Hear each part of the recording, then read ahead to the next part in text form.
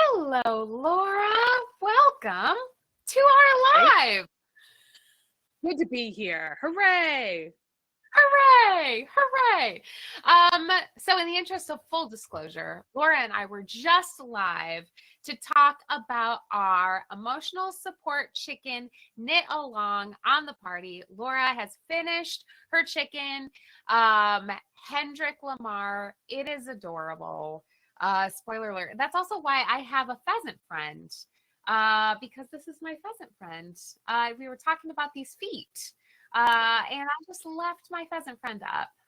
Yeah, I think she needs some feet a la pheasant. So we've crafted a way forward. It was a very productive conversation, and now we're ready to catch up with all of you.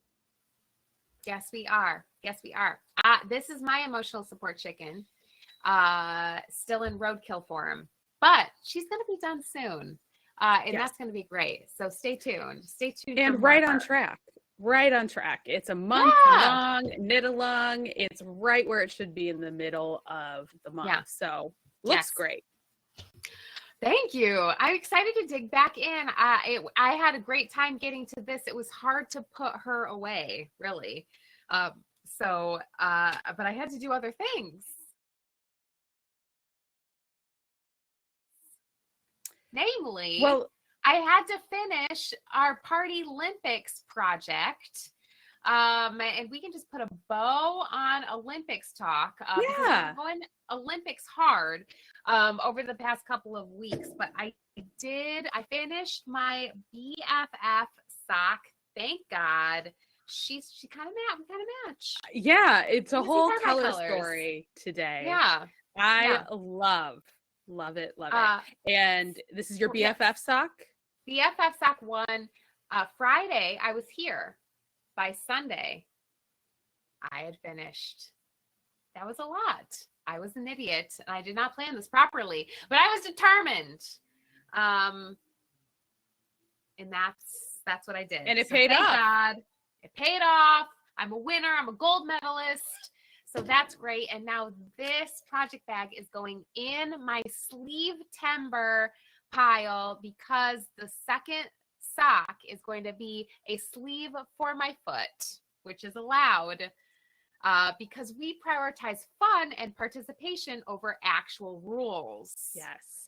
I feel like this is a really good segue to talk about Sleevetember. There are a couple of folks that keep checking in with us on YouTube, and I feel like this is a great opportunity to talk about what we mean when we talk about Sleevetember. And since you are the queen of the data, and of Sleevetember, could you tell the people a little bit more about what we're talking about when we say Sleevetember? Absolutely. So Sleevetember was born of the idea that people knit less in the summer.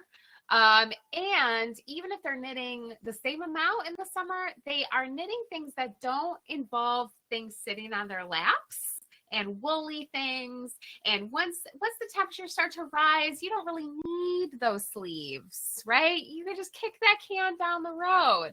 But it's time to pay the piper, because once that first cool breeze hits your cheek, you get into panic mode, like, holy shit, where are all those whips that I have laying around? I am so close to finishing all of these sweaters, but I've put them away for the past 4 months.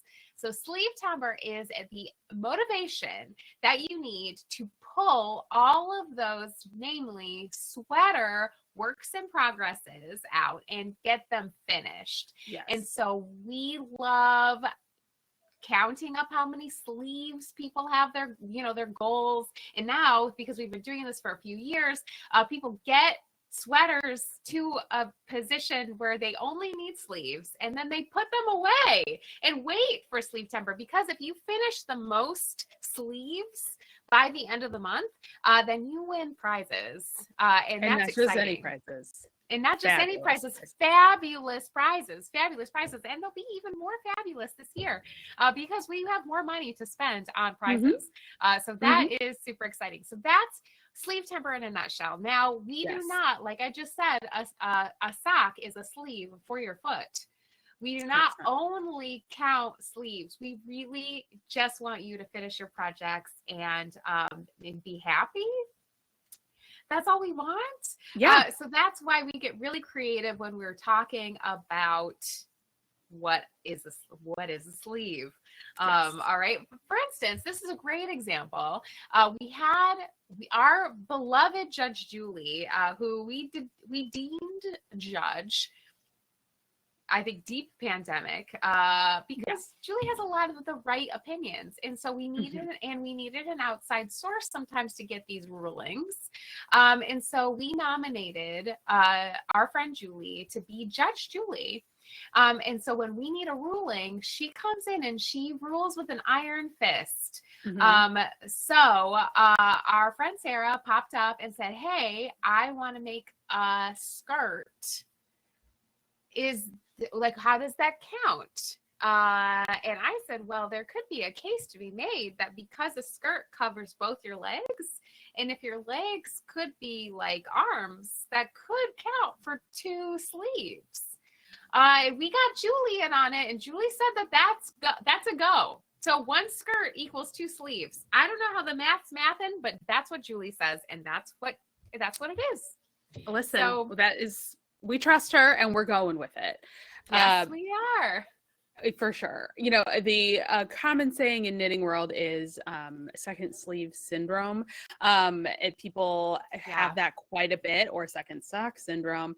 And having Sleevetember has revolutionized my making life, because it does take it from, this is a project bag that's rotting in the corner and I can't even think about it. Yes. Like, it bums me out, to like, yeah, I'm motivated. And like, you're cheering each other on to get through the parts that, let's face it, it can be very boring. So it's nice to know, to like have that, and then have the months leading up to it, like August we're in right now, to have like some silly fun, because it's like, oh, I'll do the boring crap and it'll be great. And then I'll have my needles clear to make some super fun holiday crap, and then do selfish knitting in the new year. It's perfect. It's how we plan our years, and this is how things should be. So yeah, we don't get bogged down by rules.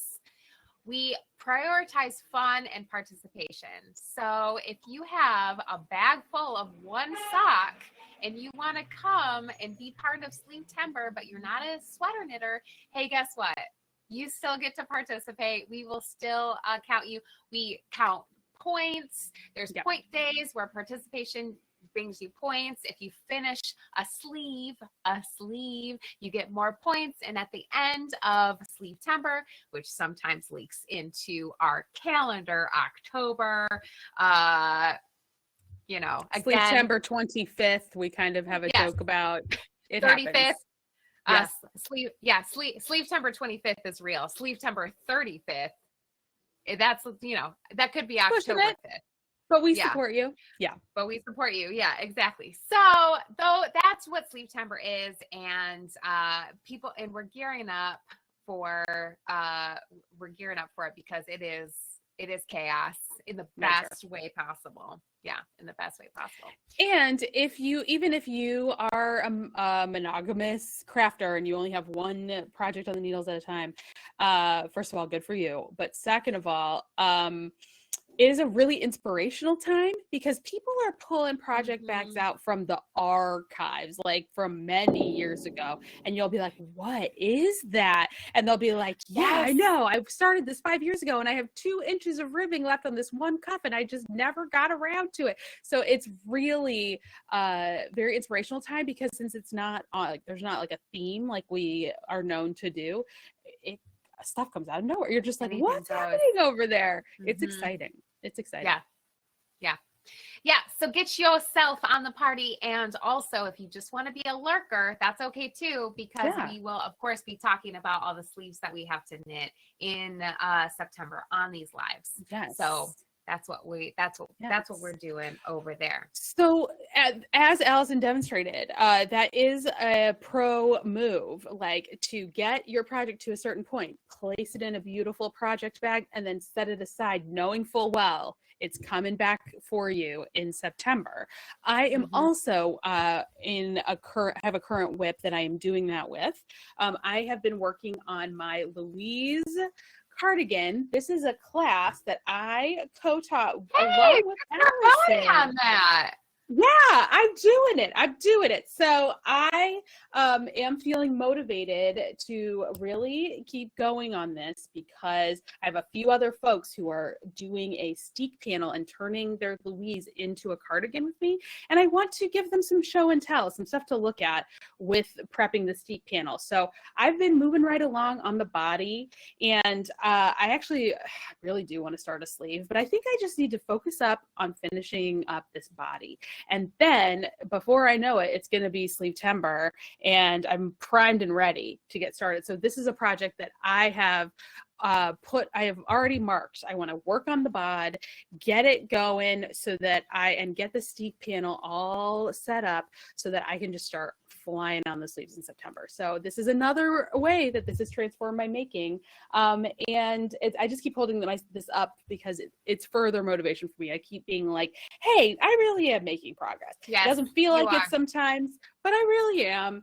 And it's so freaking cute. This sweater was so fun to teach, and all of the modifications that Allyson and I made to ours are really just helping people out. So I know we're going to see a lot of those class members because the dropping rate of people being able to attend live, it was fewer and fewer folks by the end there. So I think we're going to see a lot of them in Sleevetember. Yeah, so definitely. they won't be alone, and who doesn't love that? So that's a whip I have that is also targeted for Sleevetember. So getting excited for it around here. Really looking forward to it. And my whip, I've got a couple that I'm going to pull out for Sleevetember, but the one that I'm going to be really excited about is my framed sweater, Andrea Maury's Rhinebeck sweater this year. I showed this, I haven't touched it in a while because I've got to the body. Our steek panel class is coming up on Monday, so then we'll be able to finish up the top portion of it, and then guess what? It's going back in the bag and going back in the bag and going in the pile, because then I will be able to cut open my steeks and knit my sleeves in Sleevetember. So that is very exciting. Heck yeah. Super good. I also have things that I'm not setting aside for Sleevetember that I'm just working on. Do you also have general whips to share? Of course. I was just that is a little theater we were doing, theater for the people. But while we are looking, we're so forward thinking and we're looking ahead to Sleevetember. It is still VestFest, justice for VestFest. I love VestFest. It's always VestFest in my heart. And what could be in there? What is in that beautiful bag? Oh my gosh, is it my heart growing 3 sizes? Because there's a vest project in there? I was making sure I didn't have a problematic pin on this bag. I don't. Hooray. Oh my God. Vestie. It's a sheepy vestie. Speaking of animal, I mean, this vest has everything. It has knitted animals. It has the best color palette. It's Allyson in a bag. It has Princess Diana references and ladderback jacquard, the most beautiful guts. It has it all. Allyson, tell us more about what we're looking at. So I'm teaching my Princess Diana's Black Sheep Sweater class again, and I am adding an element to this one because I want a vest. I want this Brello vest in my dreams. And you've wanted it for a long time. And I've wanted it for ages. So it's happening. And I'm almost done with this second row of sheep. As soon as I get done with the second row of sheep, then she can go back in the bag, because I have to teach people how to put in steek panels for this one. And I think that's coming next week, actually, or maybe in 2 weeks. Whatever it is, it's going to be great. So then this is how loosely we play with Sleevetember. The tiny little ribbing that I'm going to be adding to these sleeve openings. guess what? Those are sleeves, baby. And that's 2 more sleeves. Yep. So that's what's happening with this. I'm very excited. So good. It definitely counts. And it's always nice to see a crafting dream come true. The people love to see it. Yes. Pumped. How about you, Laura? How's your vest?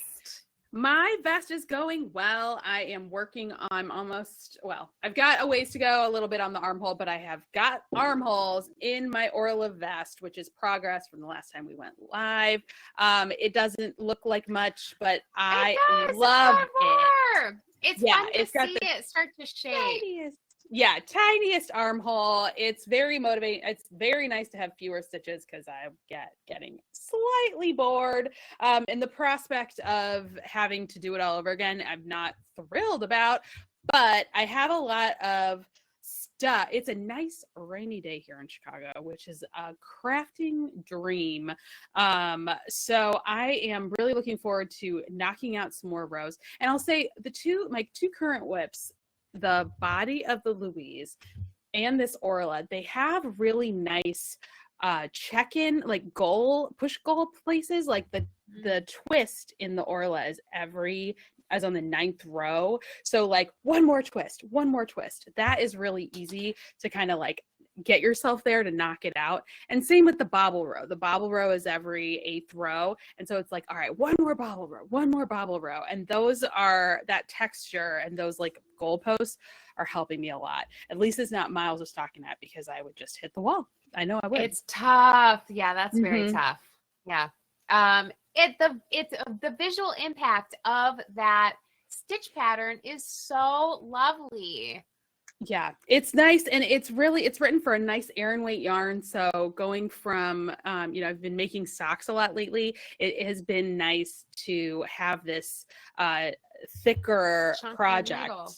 Yeah. And, it's also good. This is Lopi, and working with Lopi in the summer is challenging, but just having the 1/2 keeps it from being too much. And it's filled with such great memories of Iceland. I just can't believe that we pulled that off to the degree that we did. It was so fun. And we're going to do it again. Every time. We are. That is a transition. Thanks for picking up my transition that I'm putting down.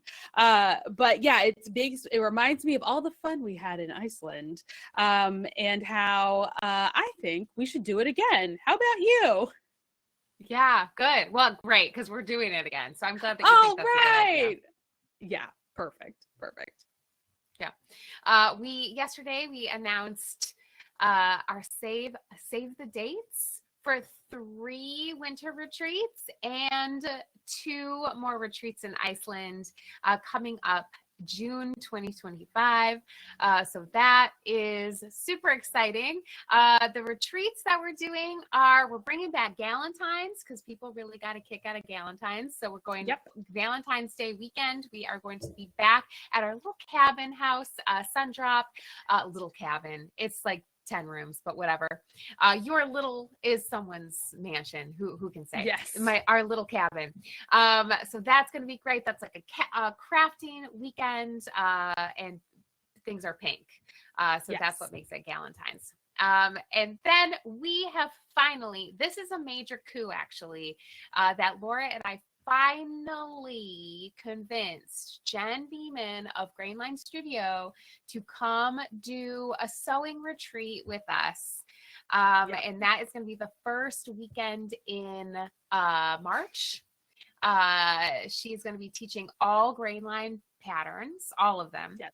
I wore my Alder shirt dress in honor of the Grainline retreat. It's nice. It's going to be great. I know that we have a lot of Grainline girlies in who are watching this and in the party, and we are the co-presidents of the Grainline fan club.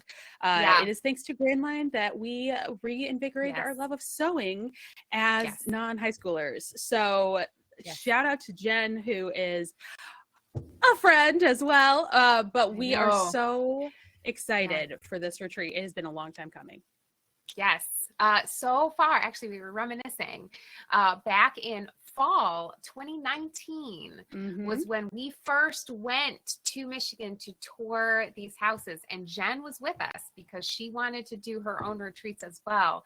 And then we all know what happened. March 2020, all of our dreams were scattered to the wind, and things got weird. Yes. But now it's now, and things are still weird, but maybe better. Who can say? But we finally got her to do this with us, and we're really excited about it.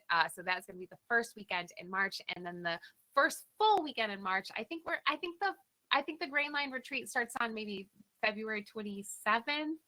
Right. That February being short is real confusing because it makes it feel like we're going to be there for a week. But whatever that weekend is, that's the Grain Line one. Yeah, official date for Grain Line. We have such a hard time keeping it in our brain, but it starts on February 28th, which is the last day of February, and then ends on Monday, March 3rd.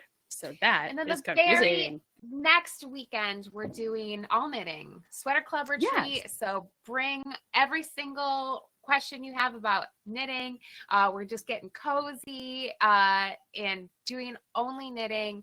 That's gonna also be great. Yes, and much like our Sleevetember definition, the way we define what sweater club means is just bring all your crafts, bring your whips, anything you want to help on, anything you want to work on, bring your goals and bring the fun, and come join us for one of our 2 hot tubs, and have a great weekend. In March, who doesn't want to get out of Dodge in March? No kidding. I do. It is the worst month, I think. The worst. And then in June, we are going back to Iceland. The first weekend in June is going to be for our first timers. So we've heard from a lot of people who were really super disappointed that they weren't able to go with us last June. So we're doing basically the same retreat with just a couple tweaks for people who missed out on the first time. So that's going to be all of that great shit that we did that you saw a million pictures of that we couldn't shut up about. It was so fun. And then the weekend after that, we are doing Iceland 2.0 because we heard from so many people that they would just do it again. They would come back again. So we are going to welcome people who are coming back to Iceland, who came to the first retreat. But this is going to be a totally different experience. We're going to different places. We're doing different things. We're focusing on other things.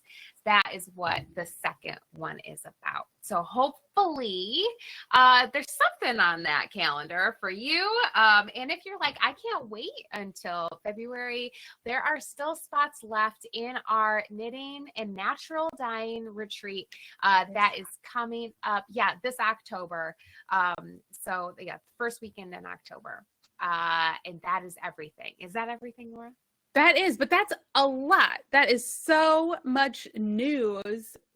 Further content, and if I just say so myself, expertly planned to give you plenty of time to get your schedule in order, get your finances in order. We've got a huntress who's really fascinated with that pheasant behind you. Oh my God, she's chewing at it. She's chewing it. Don't eat my pheasant, Rosie. I give you plenty of food. Snack. Well, Rosie would look at the pheasant and see a snack. She would see a snack. She would. It's half her size. Bless her. So we're super excited. 2025 is going to be amazing, wild, full of new experiences and adventures for everyone. And hopefully we can help you vacation. It's what we're best at. Yeah, multiples of those. So yeah, like Laura said, get your finances in order and let's do this thing. Yeah, would love to see you there. We hear from folks all the time when we post pictures, when we talk about our upcoming schedule in class, where they're like, "Ooh, next year, it's a goal. I gotta get there next year." Well, they just dropped. There's plenty of time. Carpe that diem. Join us. You will not regret it. It's a great investment in your future happiness. Yes. All right. So that was a nice segue into talking about that, because we have been working hard on organizing all of that, and we finally got those dates. So that worked out really well. It does feel good. I do have one other work in progress that I wanted to show. Yes, please. Laura. Yes, please. It's sewing. Oh, yes. Okay, good. It is the one I hope for. Great. I would love to see it. Wow, it's done. It's done? Well, I don't have the buttons on it. Well, yeah. Oh my God. It's mostly done. So Seamwork just came out with this skirt pattern. I even wore these, so I could easily do this. Oh, it's so good. So this is the Brooke skirt, right? Brooke with an E. Yeah. Brooke skirt. Oh, those pockets look so cute. Don't they? Yeah. Don't they? So it's going to have buttons. I made the holes, but I haven't got the buttons in. But yeah. Looks like it's going to fit. Perfect with that top. Yeah. Right. And then and you can actually, have you pinned it on yourself at all? I've just been so stressed about, like, will it lock your legs in? But there is that nice room. They've got room in the back, right, for you to actually be able to, like, walk with your legs. Fabulous. That booty looks good. Oh, I love it. Yeah, you were describing this denim to me, but it's sewn up perfectly.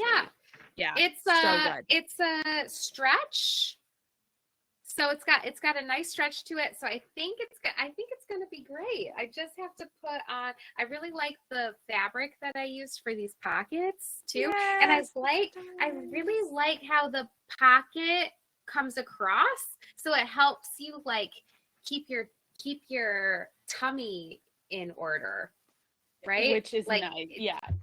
Which is so nice that this. I do, because when the pocket's here, then it just creates some, it's not that smooth fabric area. So I just feel like that's so nice. Especially with the stretch. Yeah, it's nice to have that, like, extra a little bit of tension. Layer. Yeah. Beautiful. Yes. Yeah. So that's what I've been working on. I love these these belt loops too. So I think I did a really good job sewing this up. Yay! I can't wait to hammer these buttons in. I was gonna try to do it right before, and then I was like, don't let's not rush the jeans buttons hammering. That's pretty intense.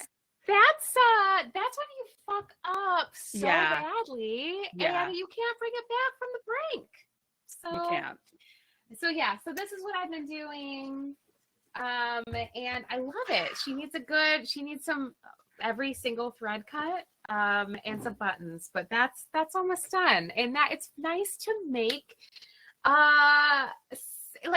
it's nice to see. I see that working with a lot of the things in my life, like every top I own.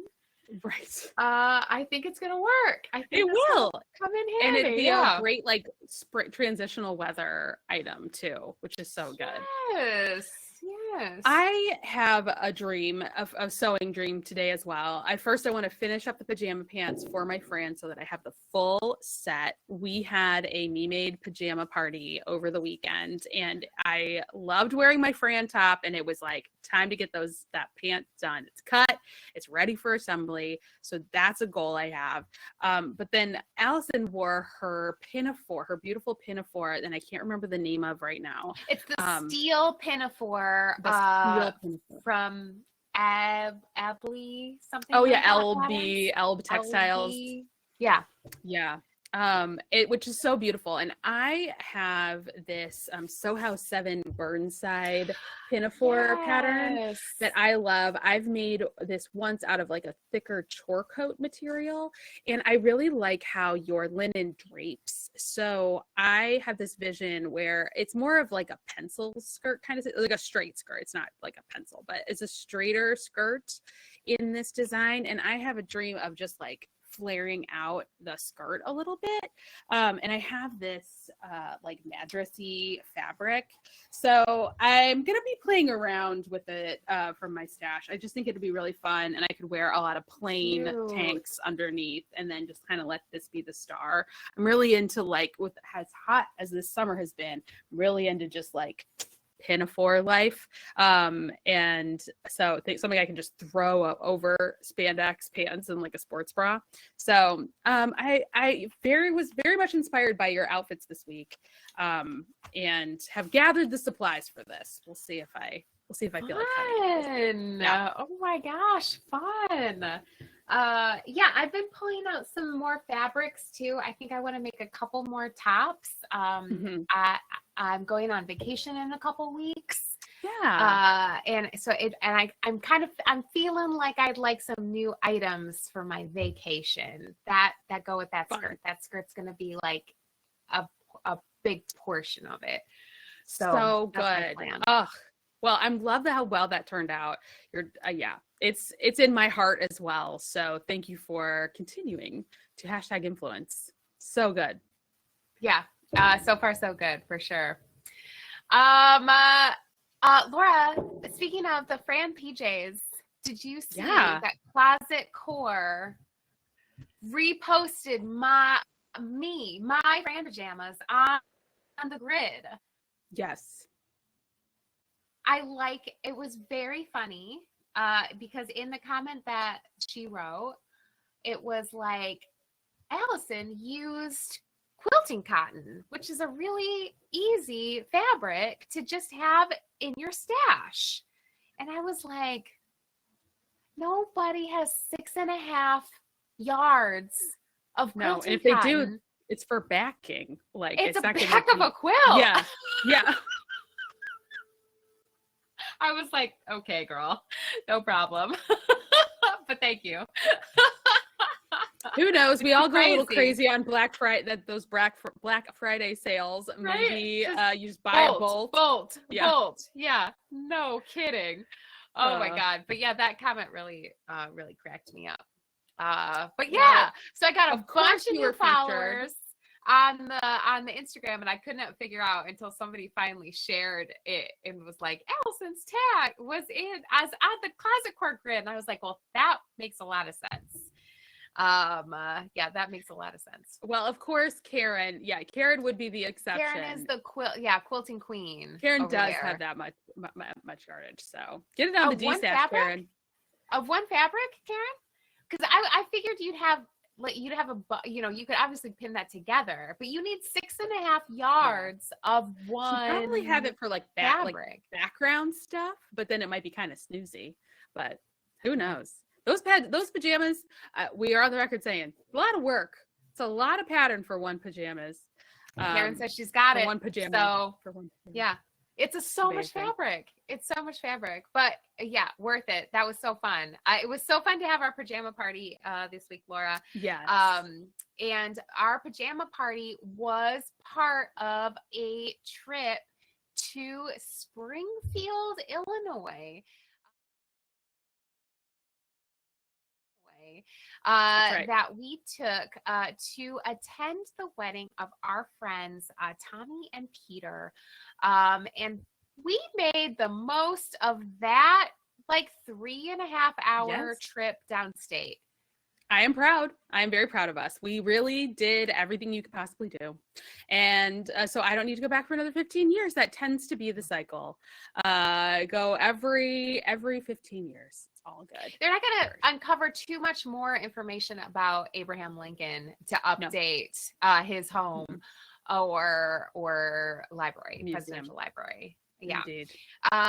So we had time to hit up Lincoln's home and walk a couple blocks up the street of Springfield, which again, I do not understand why they don't just move the capital Hot take.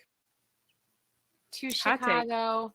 That city is very dead. Yeah. Whew. Well, I've told this story a lot. But the last time that I visited Springfield, not the fairgrounds, but just did the Lincoln stuff, was nearly 20 years ago. And I sat down in the lawn of the State House, and because we had brought a picnic lunch, and we were having our lunch on the grounds of the State House, and I watched a literal tumbleweed roll down the street. And it was like, are you kidding? Like, that is sad. There's not a lot happening, and yet for some reason tons of construction, and also one giant convention in the giant Wyndham Hotel, where 3 of the elevators work, so bless it.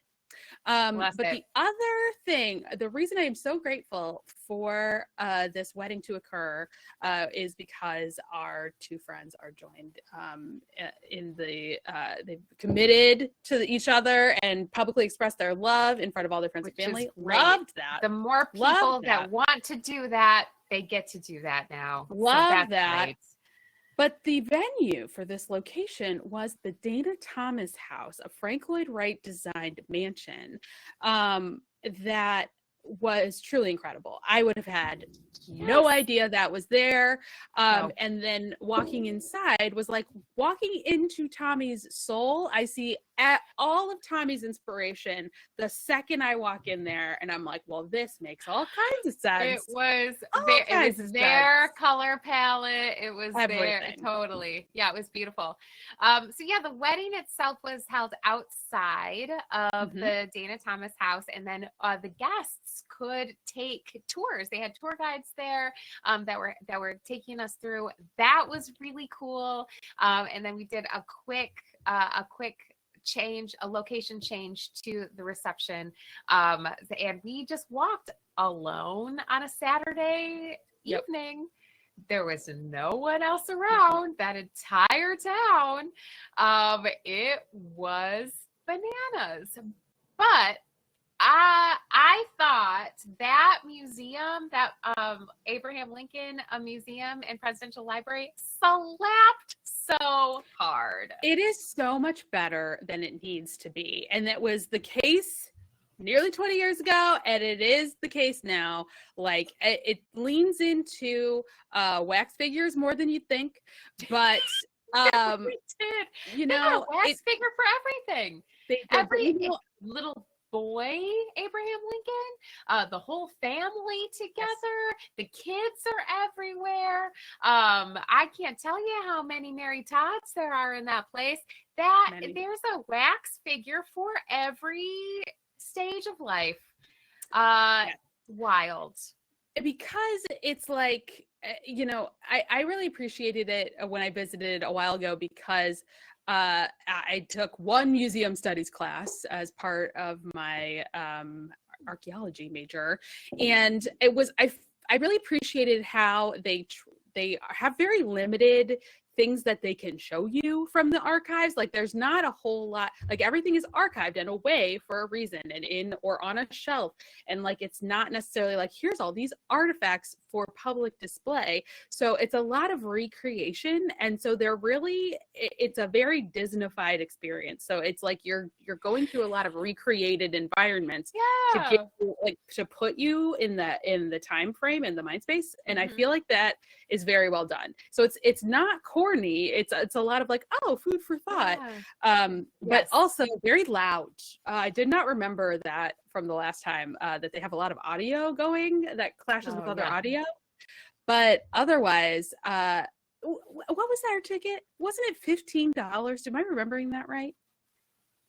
It was less than that. It was like $14.50. I mean, I have paid Crazy. So much more for less, but I think that I think that everything in Springfield is on sale. At one point, I was very inebriated at the end of the night, and Shane texted me, Allyson, how was the wedding? And I sent him a picture of me holding a beer that I paid $3.50 for downtown Springfield at a gay bar. And I said, I just bought this beer for $3.50. And that was my answer to his question about the wedding. So that is how insane it was that everything's on sale there. And one of our jokes is, as soon as you leave Chicago, everything's on sale. But holy shit, if you just keep going south, everything's even more on sale than it was in Milwaukee. You know, I definitely had that like frog in the pot moment in Iceland, because everybody talks about Iceland being so expensive, and it's like the food there is like outrageous, and like it's everything in Iceland is so expensive. And I kept buying food and being like, well, this is what it costs at home. And then it's like, uh-oh. Yeah, it's just Chicago. That's crazy. Gas was $1 per gallon cheaper downstate. Like that's That beer, that Miller Lite, should have cost me $9, and I should have tipped on it. $9. That's how much that beer should have cost. Ruh-roh. So I need to snap out of it a little bit, because wowzers, this city is unreasonable. So Unreasonable. But only we can say that. Everybody else shut up. Everybody else shut up. Amy, shut it. No, I'm kidding. Of course. What are you paying for Miller Lite? I mean, of course, a Miller Lite should cost $1.50 just across the board. Yeah. It should be like the Costco hot dog, and the price should never raise, but that's another matter. Based on our life experience, that was crazy. That was insane. You're at a gay bar downtown on a Saturday night? That's not $9? Nope. That's $9? And it was That's in a bottle. beer? It wasn't even flat. It was in a bottle.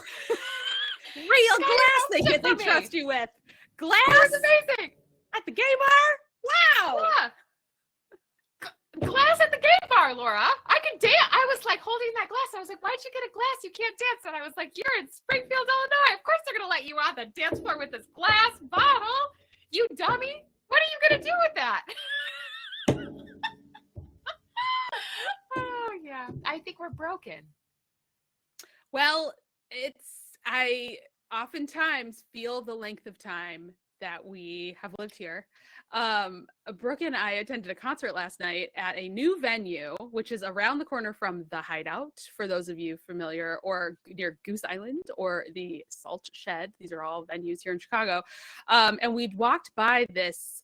It looked like it was an old abandoned music venue. And I was like, oh, wow, I bet that was a cool place once. Well, no, I was like, I think it's actually very haunted in there. I bet it would be so creepy to go inside there right now. It had like an old marquee with like letters hanging off. And Brooke was like, oh my God, I used to go there all the time when I was in law school. And I just watched him like turn to dust and blow away in the wind. I mean, it looked like that place had been long abandoned. It's like, yeah. We've really put in our time around here. And for what? For $9 Miller Lite. For $9 Miller Lights, right? Man. But yeah, the wedding was lovely. Which is what I should have said to Shane. I was just so shocked at being able to buy a $3.50 beer. It was amazing. I wanted to buy more of them just because they were so cheap. It's like when you go into a bathroom for free tampons. You're like, I don't even need this now. I'm just going to take 3 just in case. Yeah. That's how I felt about those $3.50 Miller Lights. Absolutely. Yeah, but a beautiful day. And we should circle back to the fact that this was an outdoor wedding with no tent in August. And it was a smooth, like 74 degrees, pristinely gorgeous day, which means, of course it would be nothing but the finest for Pete and Tommy. And it was gorgeous, gorgeous, gorgeous. So had a great time. I could not think of a more joyous reason to be down there. We made the most of our time at our state's capital, and I'm good. Unless I need to go lobby for something, I'm good. Yeah, no kidding. And if I'm lobbying for anything, really, I'm gonna go downtown. Can't they Zoom me? They can just Zoom me in there. We'll be all right. Yeah, it'll be all right. It'll be all right. But congratulations, Pete and Tommy. Love you both. What a day. What a fine day. Yep. And just like what happened last summer when we made our our whole crew made our outfits to go to our friend Anne's wedding, and then her entire family came up to us all the time and said, "Oh my God, you girls made your own dresses." Same thing happened on Saturday at this wedding. We all rolled in with our handmade dresses, and well, they're used to it with Tommy being so talented also. But yeah, everybody was like, wow, made the outfits. Look at these girls really rocking it. So we rep hard. Wherever we go. Yeah. We have a reputation to uphold. So and we will. Really so if you need some women to come to your wedding wearing handmade items and just to jazz up the joint a little bit, you give us a call. All right. Do need to say, we'll do that. Just really need Mariah Carey to be on the playlist at some point. There has been a real lack of Mariah Carey in the recent wedding DJ's set list that I've attended, and I just was waiting. I just really need some Mariah. So that's my only note. And then I'll be there. Feed me. I'll be there. Yep. It's good. $6 Miller Lights. I can get a $6 Miller Lite probably on a sale night. I mean, I don't know. Do you have Amy is Bohemian? What's the local? What's the local over there, Amy? I'd do a Bohemian beer. A Yingling. They got Yingling over there. Yeah, hell yeah, I'd do a Yingling. I'll do that. Narragansett. Ahoy. All right. Here I go. Great. Here I go. Great. Love it. Laura. Yes. I have a story for you that involves Milwaukee and ghosts. Great. I want to hear it. Please continue. When we travel to Milwaukee to watch baseball games, that's what we do. Because we are Brewers girlies. They're my adopted team. Next to my love of the Detroit Tigers, but it's so fun it is cheaper. We always say this, right? It is cheaper to take the Amtrak train over to Milwaukee, which is in a different state, and go to a baseball game there. And then take the Amtrak home than it is to go to a Cubs game, which we can walk to. Those are real facts. Those are real facts. Yeah. So I caught a headline this week. The Los Angeles Dodgers are playing the Brewers this week, and I caught a headline. My phone has been telling me that. Caught a headline. Mookie Betts, who is a delight, lovely gentleman. He plays for the Brewers. He plays for the Dodgers. He had to rent an Airbnb for himself. He would not stay at the team hotel because the hotel in Milwaukee that they put the visiting baseball teams in has a reputation in baseball of being haunted.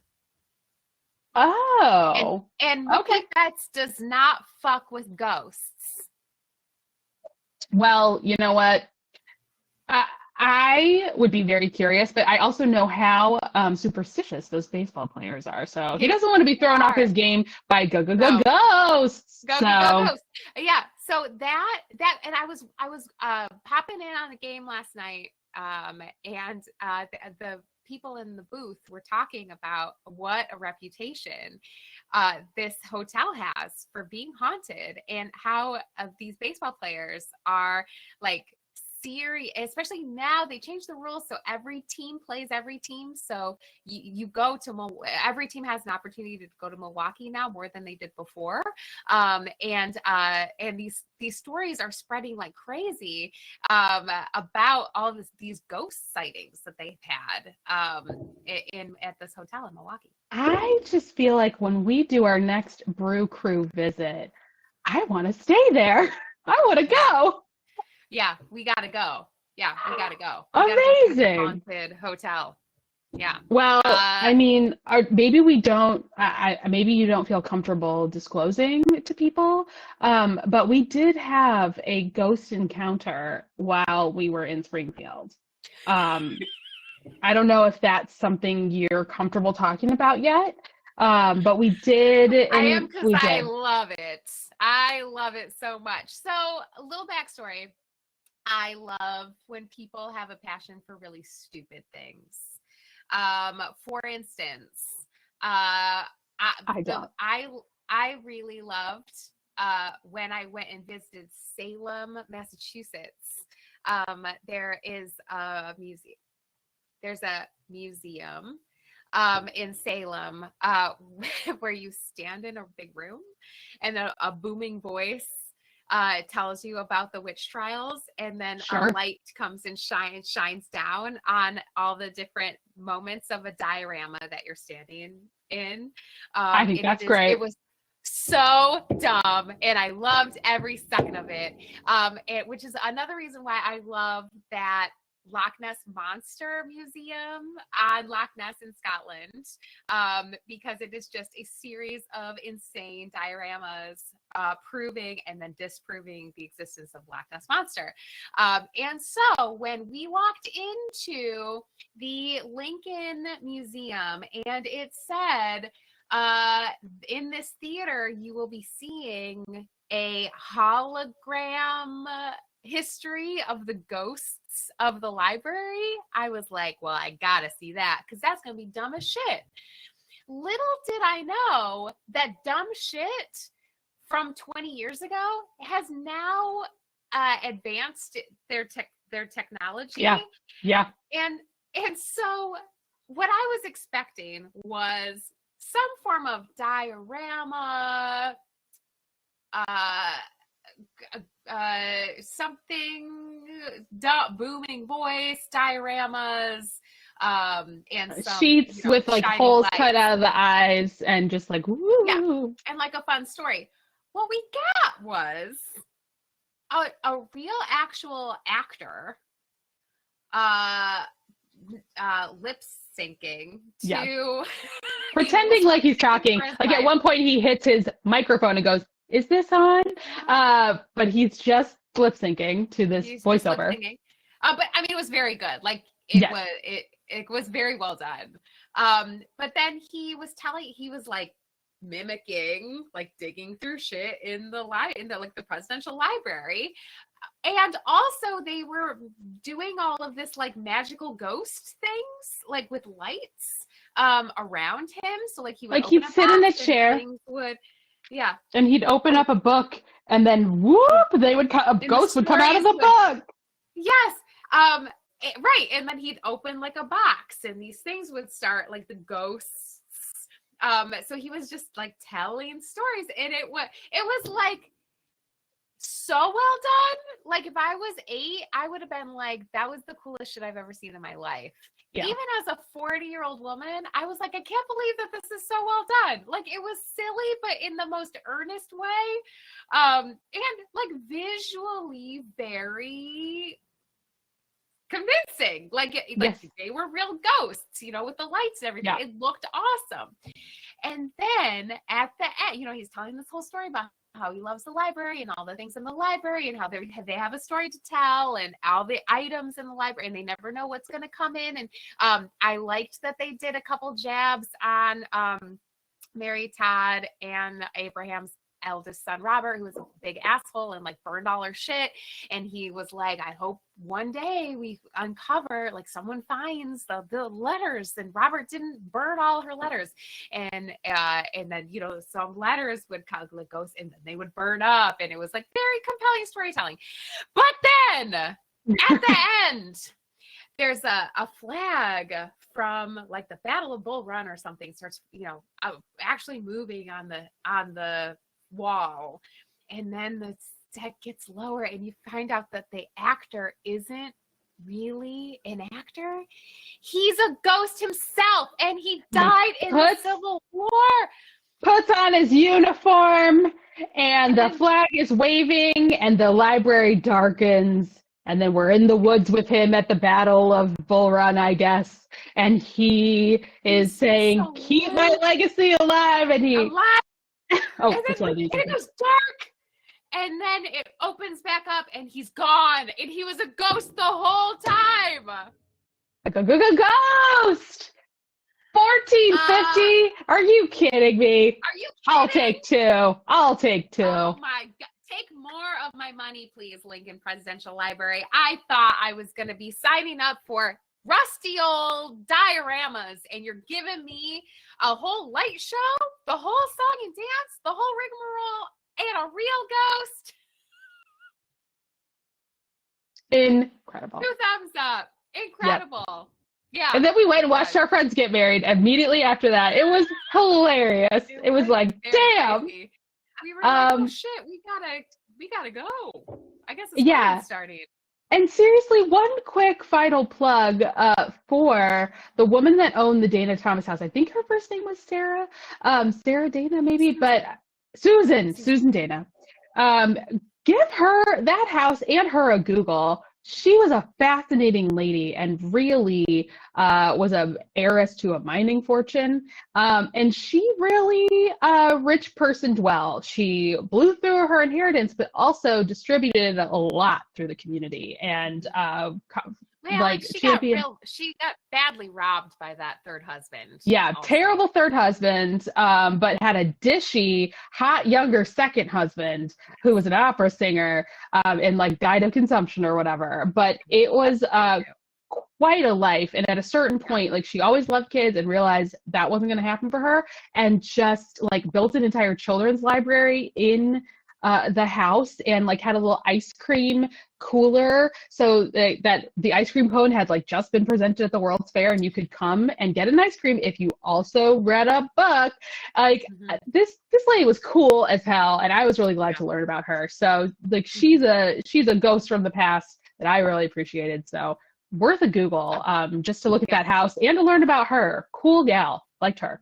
Yeah, it was great.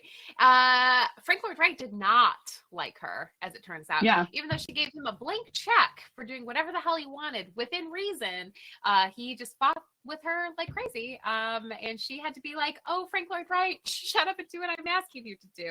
Put a hinge on the window. Yeah, put a hinge on that window so I can put my Christmas tree in here. You fucker. Yeah. He was like, no. He was like, my window. She's like, I'm going to kill you. It's Merry Christmas, bitch. Get that hinge on that window. And to that I say, bravo! Good job! That guy was an asshole. Yeah. Yay. So, history is great. And alive and well. Say hi to your friendly neighborhood ghost. I think, did the Dodgers win? I think they did yesterday. Amanda, are you here? But so, yeah, you know, it might, like, avoiding the ghost might bring you, avoiding the ghost might bring you victory on the field, but it's a big L for your life. Go talk to those ghosts. They're interesting. Talk to the ghosts. Yeah, absolutely. I just love that there's some grandma who's managing her son's like investment property who rented her son's condo to Mookie Betts this week because he was 5 stars.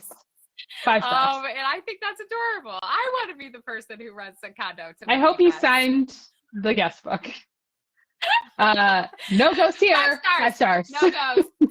Highly recommend. A diamond in the crown of Milwaukee, of downtown Milwaukee. Yep. Oh, man.